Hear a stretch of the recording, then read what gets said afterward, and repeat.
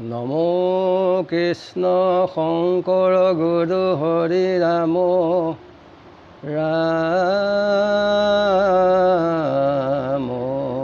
হৰি ৰাম হৰি ৰাম। কুবেৰৰ ধ্ৰুৱৰ 65 দোলৰি প্ৰথম খণ্ড।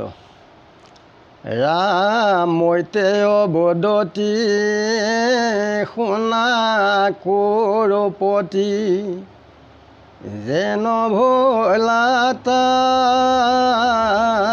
তপৰি যক্ষক নিভয়া দিলা মহাশয় হেন দেখি ধনেশ্বৰে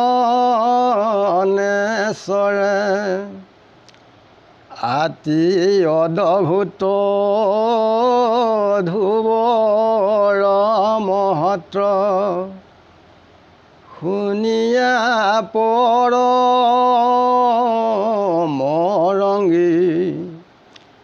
পুষ্পকত চৰি তৈকে গৈলা লৰি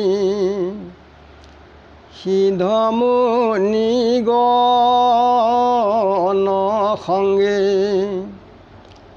দিব্য হংস জান পুষ্পক বিমান সূৰ্যটোয়ধিক জলে যত দেৱ ভোগ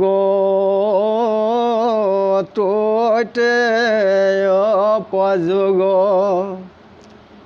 মনে মানসিলে মিলে নানা ৰত্নময় জলন্তে বাচয় চাহন্তু চক্ষু নভাসে মনোময় গতি দিবাতো নিশাটো নানান জ্যোতি প্ৰকাশে সেইটো বিমানত গুণ আছে যত প্ৰণয় বহু কাল তাতে চৰি ৰংগে মুনি গণ সংগী চলি গলা দি কপাল সিদ্ধ বিদ্যাধৰ চাৰণ কিন্নৰ চতুৰ্ভীতি স্তুতি কৰে অখণ্ড মণ্ডল প্ৰকাশে ধবল চতক শিৰ পৰে আতি আৰম্ভৰে অনেক কিন্নৰে বেৰি যাইয়াগে পাছে নানা ৰত্নময়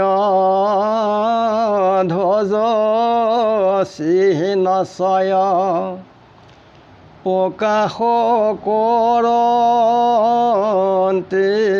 আছে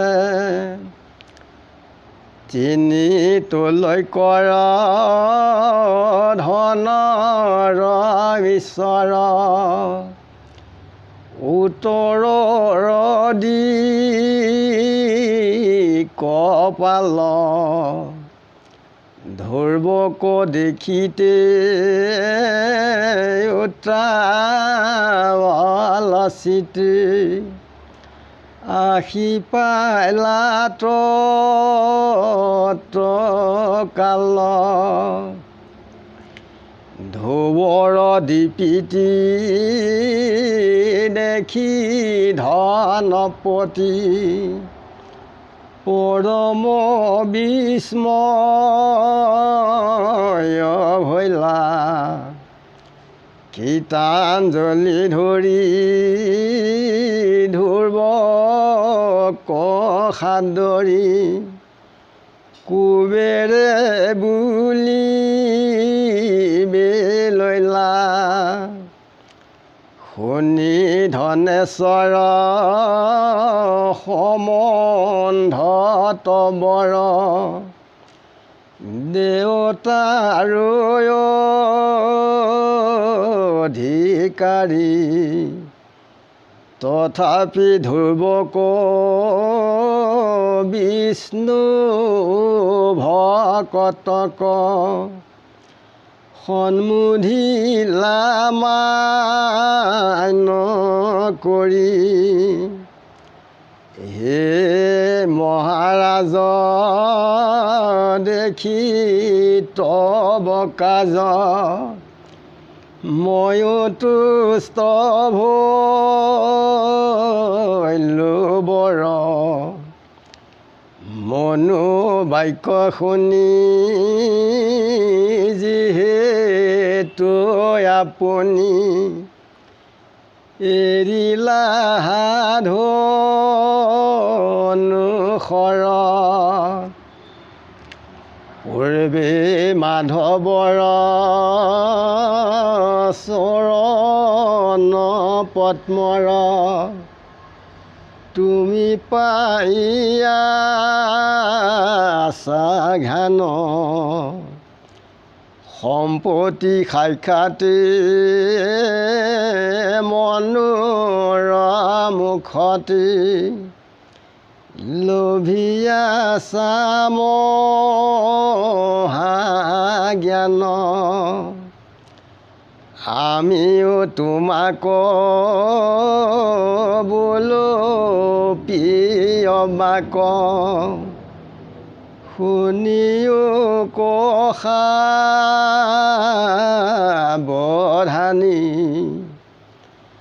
মৰন্তা মাৰন্তা কেহু কাকো নহে জানিবা তুমি আপুনি তোমাৰ ভাতৃক জয়খে নমাৰয় জয়খকো নমাৰা তুমি কালৰূপে হৰি সবাকো সংহৰে তাকো ভালে জানো আমি মনৰ ভাৱত থাকি অজ্ঞানত সংসাৰত বদ্ধ হৈ নিজ আত্মা হৰি তাক পৰিহৰি দেহকে আত্মা বুলয়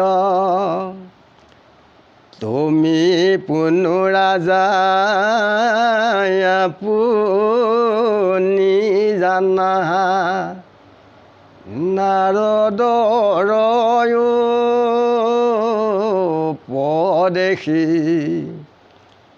সমস্তৰে জীৱ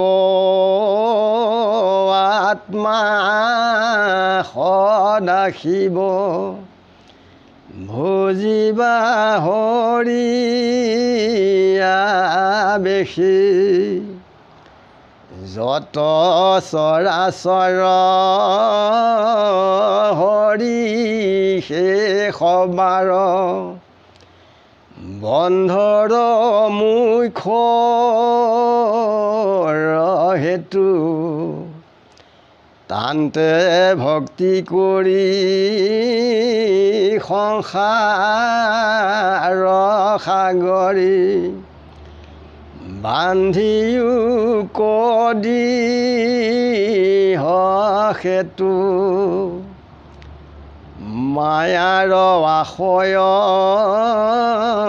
আপুনি গুচয় ভকতি প্ৰৱেশ ভৈলি লোভী মহাজ্ঞান সংসাৰেৰে ত্ৰাণ হৈবাৰা যায় বিকলে। কুবেৰে ধ্ৰুৱক সান্তনা দিছে যে মনুৰ বাক্যত তেখেতে শান্ত হৈ ধনুষৰ সকলে ভেলা গিৰিলে। ইয়াত মনুৱে বৰ শান্তি পাইছে আৰু পুষ্পক ৰথত ঋষিমুনিসকলৰ লগত আহি পেলাই ধ্ৰুৱৰ ওচৰ পাইছেহি যে তেখেত তিনতলৈকৰ দেৱলোকৰ তেখেত ঈশ্বৰ। যে ধ্ৰুৱক দেখি বৰ উত্তাল হৈছে আৰু ধ্ৰুৱক শৰীৰ দীপ্তি দেখি পেলাই ধনপতিয়ে পৰম আচৰিত হৈছে, অৰ্থাৎ কুবেৰে কীৰ্তনাঞ্জলি কৰি ধ্ৰুৱক আদৰ সাদৰে কুবেৰে কৈছে যে মই সম্বন্ধত কুবেৰ হৈছে ডাঙৰ, তথাপিতো তেওঁ ধ্ৰুৱ বিষ্ণু ভকত বুলি তেখেতক সন্মানেৰে মান্য কৰিছে। যে আপুনি মহাৰাজ, যে তোমাত মই সন্তোষ হ'লোঁ যে মনুৰ বাক্য শুনি পেলাই যে আপুনি ধনুষৰ এৰিলে, যে আপুনি কৃষ্ণৰ পাদপদ্মৰ মধুপ্ৰাণৰ আপুনি গন্ধ লৈ আছে, যে সাক্ষাতেই আৰু মনুৰেও মহা ঈশ্বৰ তত্ত্ব জ্ঞান দিছে, যে শুনি পেলাই বৰ মই আনন্দ পালোঁ। যে মৰণতা মাৰণতা তুমি যে যক্ষক মাৰিছা, এয়া কোনেও কাকো মাৰিবলৈ কাৰো শকতি নাইকিয়া। তোমাৰ ভাতৃক যক্ষই মৰা নাই আৰু যক্ষকো তুমি মাৰিবলৈ তোমাৰ শকতি নাই। যে কালৰূপে হৰি সমস্ততে কৰ্ম অনুসাৰে যেতিয়া আয়ুস শেষ হয় তেখেতে তেতিয়াই সংসাৰ কৰি সংসাৰৰ পৰা লৈ যায়। যে মনৰ ভাৱত অজ্ঞানত থাকি পেলাই আমি কি হওঁ, সংসাৰত আবদ্ধ হওঁ। যে নিজৰ প্ৰিয়তম আত্মা সমস্ত ভূততেই তেখেত পৰমাত্মা ৰূপে নিৰ্বাহ কৰি আছে, তেখেতক আমি পাহৰি পেলাই নিজৰ শৰীৰটোক মই বুলি ভাবিছোঁ।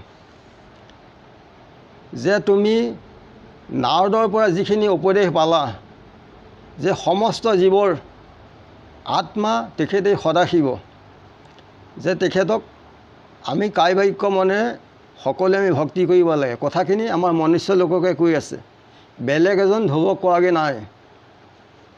যে সৰাচৰ এই বিশ্বত ঈশ্বৰ কৃষ্ণৰ বাহিৰে ইয়াত একো নাই। যে বন্ধৰ মুখ্য বন্ধন মানে মায়াৰ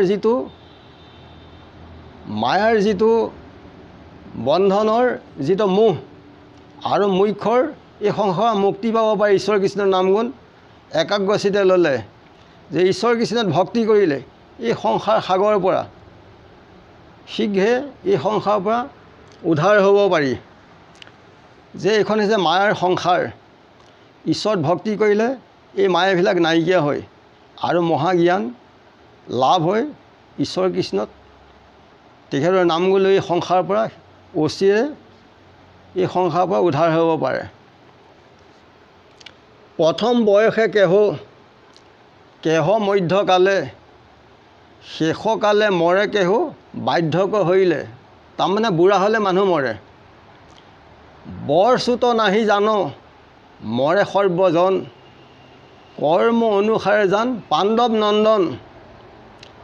অস্ত্ৰঘাতে মৰে কেহ জলত বুঢ়িয়া, আত্মঘাতী হয় কেহ গড়ল খাইয়া। কিছুমান কৰ্ম অনুসৰি কি হয় আত্মঘাতী, ফাঁচি লাগি মৰে, আৰু কিছুমানে বিষ খাই পেলাই মৰে।